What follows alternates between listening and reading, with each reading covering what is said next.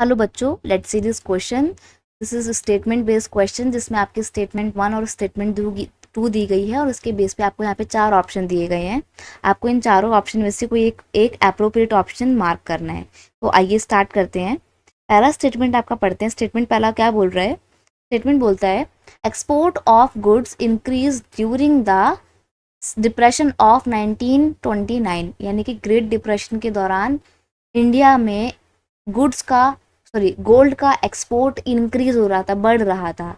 Statement 2 है industrial investment grow in India during the depression of 1929, यानी कि great depression के दौरान इंडिया में इंडस्ट्रियल इन्वेस्टमेंट बढ़ रही थी।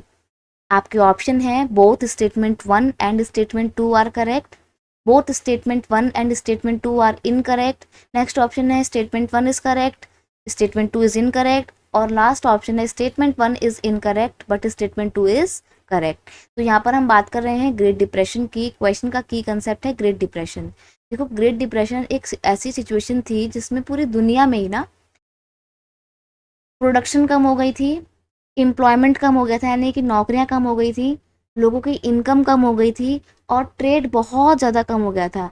तो ओवरऑल देखा जाए तो ग्रेट डिप्रेशन वो पीरियड था जब पूरी दुनिया मंदी के दौर से गुजर रही थी, और ये हुआ था 1929 में बिगिन होता है, 30 में बिगिन होता है, 1929 से 30 के दौरान शुरू होता है और एक बहुत लंबे अरसे तक चलता है। लंबे अरसे तक मतलब 1940s तक जाके ख़त्म होता है इसका इम्पैक्ट, ठीक है। और इस ग्रेट डिप्रेशन से सबसे ज़्यादा अफेक्ट कौन हुए थे? Peasants and farmers suffer more than the urban dwellers, यानी कि किसान और फार्मर कम्युनिटी, रूरल एरिया की कम्युनिटी ज़्यादा परेशान हुई थी, ज़्यादा वर्स्टली अफेक्ट हुई थी रादर दैन अर्बन पीपल। शहरों के कंपैरिजन में गांव के लोग ज़्यादा इससे परेशान हुए थे। अब हमारे को एक स्टेटमेंट बोलती है कि इस दौरान ना गोल्ड एक्सपोर्ट जो है इंडिया के वो इंक्रीज हो गए थे, यानी कि इंडिया में बाहर के देशों को गोल्ड बेचा जा रहा था।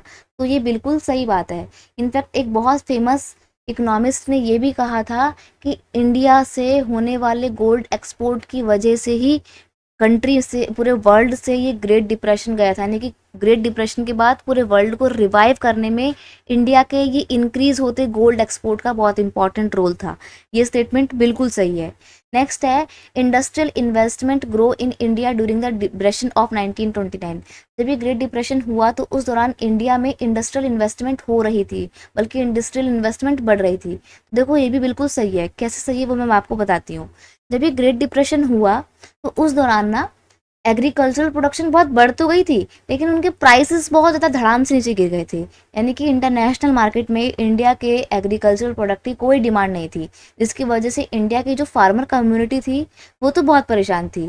लेकिन शहरों में रहने वाले वो लोग जिनकी इनकम फिक्स थी उनको फ़ायदा मिल रहा था। क्यों? क्योंकि अब उनको फूड आइटम सस्ते दरों पे मिल रहे थे और उनकी तो इनकम फिक्स थी ना, उनको तो घर का रेंट प्रॉपर मिल रहा है, उनको तो फिक्स सैलरी मिल रही है, राइट। तो ऐसे में जब उनको सस्ता खाना मिल रहा है तो उनका कुछ पैसा बच रहा था, वो पैसा उन्होंने अपनी इंडस्ट्रीज में इन्वेस्ट किया।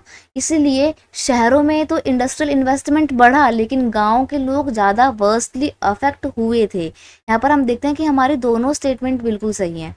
पहला ऑप्शन है कि both statement 1 and statement 2 are correct, यानी कि बोथ स्टेटमेंट सही है। तो हमारा ऑप्शन ए ही मैच होता है क्योंकि हमारे दोनों स्टेटमेंट सही है, राइट। तो option A is your final answer. I hope you understood it well. Best of luck.